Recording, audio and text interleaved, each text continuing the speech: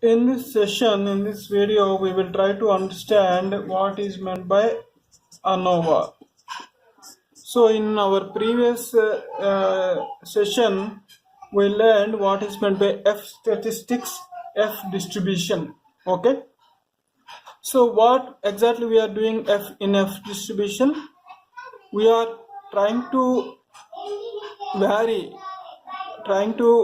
do the analysis based on the variance. Okay. ANOVA is analysis of variance test, basically analysis of variance test.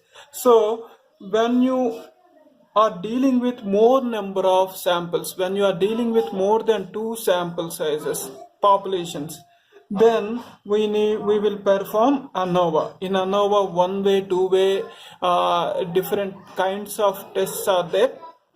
That is basically categorical data. So in our previous sample in F distribution, we dealt with location based. In one location, in 2 locations, you are creating one cell phone and you are trying to find out some root cause based on that analysis based on 2 locations. There in that situation, we are dealing with only one function, that is category, that is location only. So if you have multiple factors to determine your target, then we will go for one way, two way based on our problems basically. So ANOVA will comes when we are dealing with variances, and that too when you are dealing with multiple samples population variances to determine, to analyze some data to take a decision. Okay.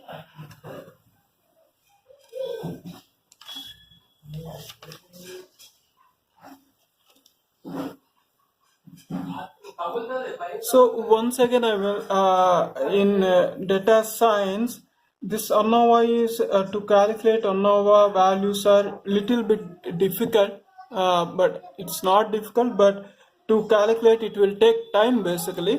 But while doing our data science in some certain data, right, we will utilize tools like Excel or any programming language, so that there is no need to calculate whatever I am going to explain you, how we can derive the values. These things not required for to take a decision, but the main point is we should know how what is meant by ANOVA, where we need to apply this ANOVA technique, and how to use it basically. So ANOVA is always right skewed, right tail test only. Just remember this, ANOVA is always right tail test. Okay. In ANOVA also, what we will do is we will use the F statistics concept basically. F statistics concept. Okay. So what I will do is we will start with one sample example, so that we will understand more properly. For example, we are given population 1 and population 2. We have 3 populations. Okay, 3 set of populations. In this 3 set of populations, for first population covers 1 2 3 4 1 2 3 0 2 5 10 to 5. Okay, this is the data we are given, samples from this population. From this population we are given this sample data. This population tells us in X location, Y location, Z location, the level of consuming non-veg. Okay, the number of people, the level of consuming non-veg in 3 different locations. This is our factor. 3 different locations.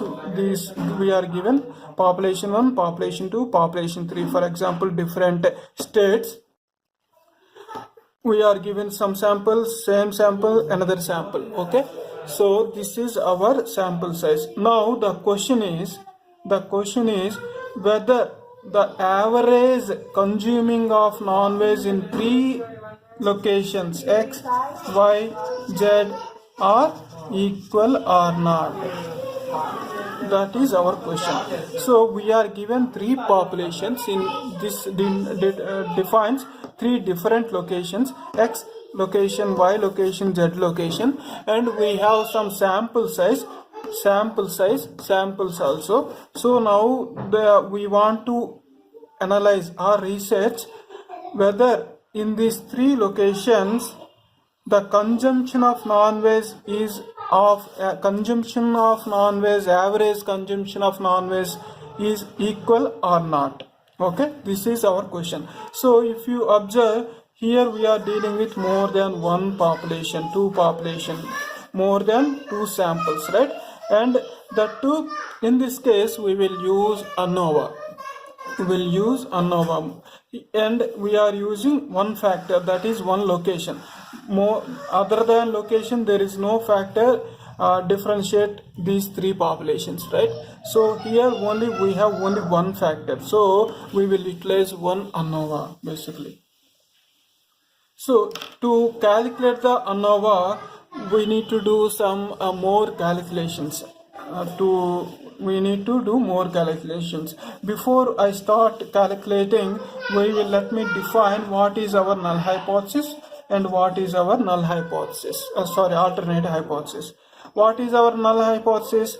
Null hypothesis is in X location and Y location, Z location, we are consuming same level of non-veg. Average of non-veg consumption is equal. X equals to Y equals to Z. Okay. Then our alternate hypothesis says at least one of the population consumption of non-veg is different. Okay. So our null hypothesis saying consumption of non-veg in 3 locations X, Y, Z locations are equal. Then our alternate hypothesis, that is our claim, right? This is what saying, it is saying one of them out of these 3 locations, one of the average of non-veg consumption is different from other. Okay, so this is our null hypothesis and alternate hypothesis. So now we need to calculate. Calculation starts. So to start ANOVA calculations, finding the value, we need to do multiple things. First thing is we need to calculate the grand mean. So till now you know what is meant by mean. Mean is, for example, you are given this sample 2, 3, 4. You will sum all these 2 plus 3, 5, 5 plus 9 by n by 3. So 9 by 3.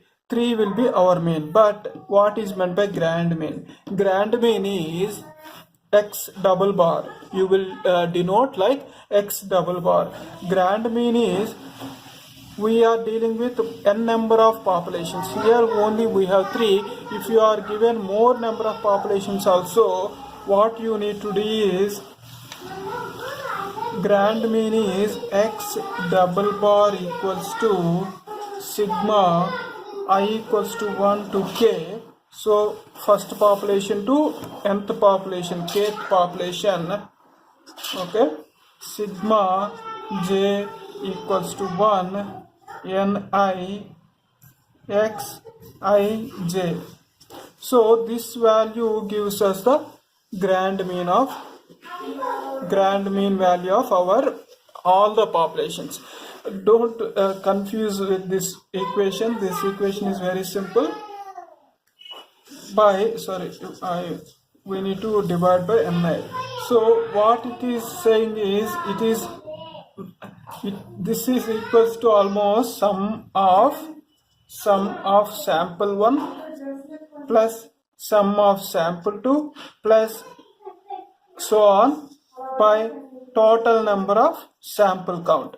This is almost equal to sum of sample 1, sum of sample 2, sum of sample 3, sum of sample 3 divided by total number of count. This is the equation. When you interpret this I, J, K values, here you will get this value only. So to calculate, to use ANOVA, first we need to know the grand mean, X double bar. X double bar is what it is saying. We need to sum of all the samples divided by total number of samples count. Okay. So now we know the grand mean. Second part is, once you know the grand mean, second thing you need to know is sample means. Sample means of sample means. Sample means what? You know this, you already know. We calculated grand mean. Now we need to calculate the sample mean. Sample mean of each population, basically. Sample, given sample. So you need to calculate sample of this, mean, sample mean of this, sample mean of this, sample mean of this, and keep them in, note down those things. First you need to calculate grand mean. Second one is you need to calculate individual means, sample means. Okay. Two things. Third one is, once you know the grand mean and sample mean, you need to calculate the SST. SST is sum of square among the treatments. Sum of square among treatments. You can write it down. Sum of square treatment. If you observe, these are populations, right? We will sometimes sometimes denotes these are as treatments also. Treatments are groups. When you use in Excel, when you calculate in Excel, we will get a description like sum of SSG. Some people will denote SST, sum of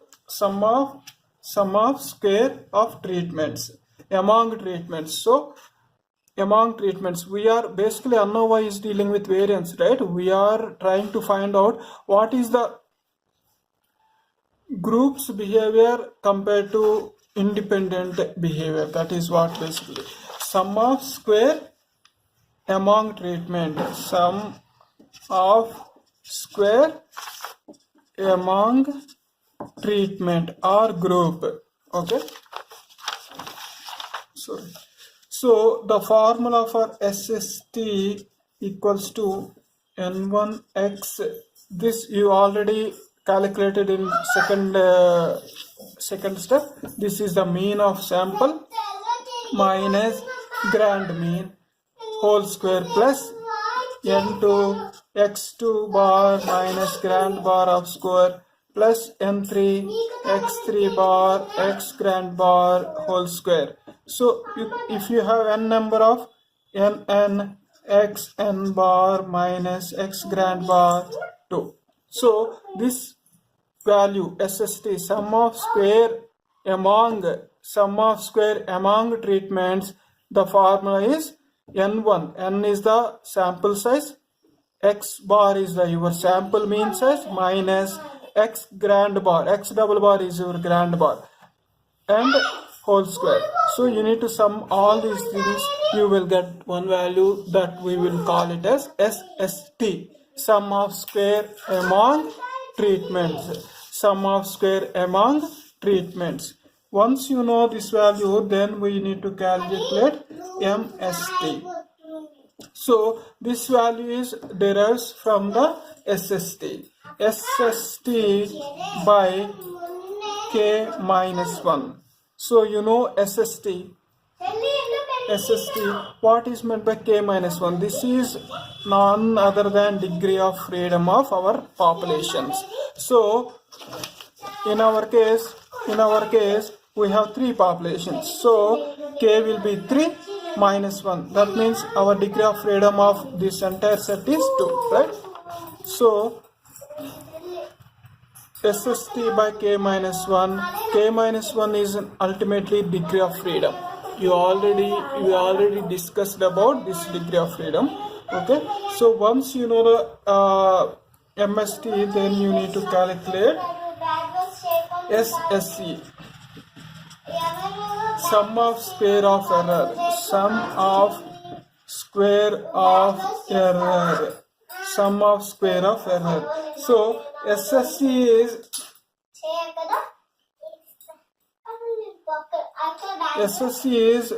equation of SSE is very simple. You calculated mean, right, in second step. So you need to minus from each element from that sample. 2 minus mean of the sample, 3 minus mean of the sample, 4 minus mean of the sample. Okay, and whole square.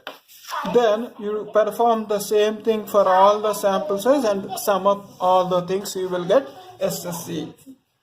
So that is xi minus x1 whole square.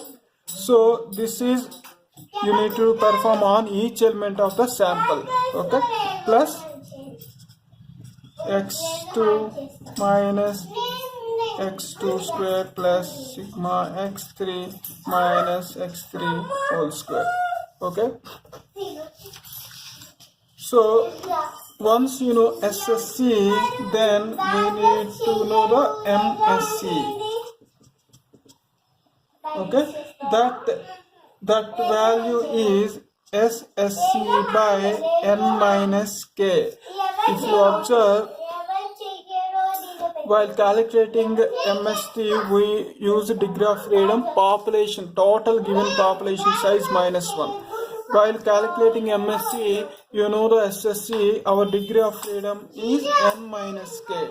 N minus k, where n is the total sample size count. Total sample size count. In our case, we have total how many samples? 9 samples, right? So here we will get n minus 3. 3 is our total population count. So n minus 3. That means 9 minus 3, 6. 6 will be the degree of freedom while calculating MSC. Once you know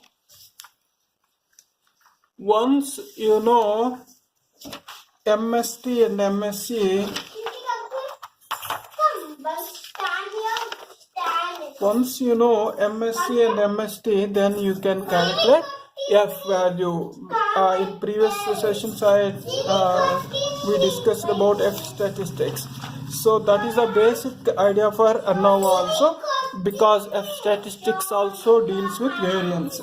So to calculate F value, we need to utilize MST and MSC. MST by MSC will give the value of F. So once you know the F value, then we should know the F alpha value also, right? F alpha value also, right? So this is the F alpha value. So you are trying the probability of F, P of F, probability of F. If this P of F lies under this, you will reject our hypothesis testing, null hypothesis testing. If probability of F value, if we get any value under this, then we will fail to reject it, right? So before coming to this F and F value, F alpha value, you need to perform all these things. First thing is you need to find out the grand mean. Second thing is you need to calculate the each and every sample mean of given data. Then you need to calculate the sum of square among treatments or groups. Sum of square is sum of square among treatments or groups. That is n1 x bar minus x grand bar whole square. So then MST SST by k minus 1. K minus 1 is degree of freedom. Then we will calculate SSC, sum of square of error. Then MSC is SSC by n minus k. N minus k is our degree of freedom. Once you know MST and MSC, we can calculate F value, that is MST by MSC. Once you know, we need to calculate the F alpha value also. F alpha value is degree of freedom between groups divided by degree of freedom within groups. Okay, degree of freedom between groups, degree of freedom within groups. So once you know F and F alpha,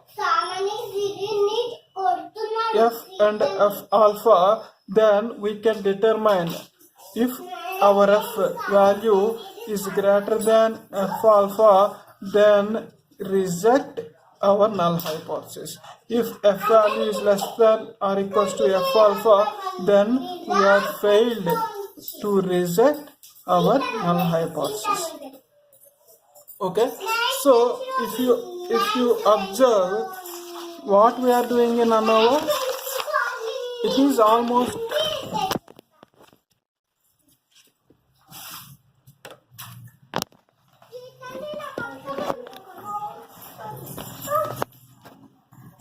what we are doing in ANOVA.